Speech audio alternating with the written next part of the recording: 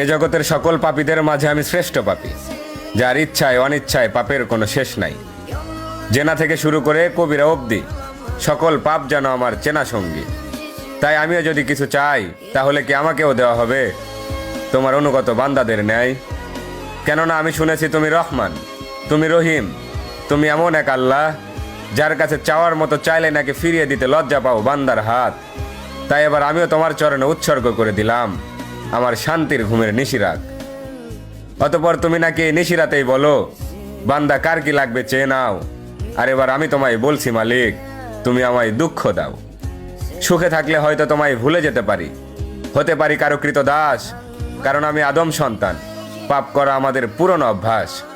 অতঃপর ইয়া রহমান, সব ভুলের ক্ষমাস্বরূপ হয়তো মরিয়ম ইবনে ঈসার মতো আমাকে উঠিয়ে নাও, নয়তো ওমর ইবনে খাত্তাবের মতো খাঁটি হেদায়েত দিয়ে দাও।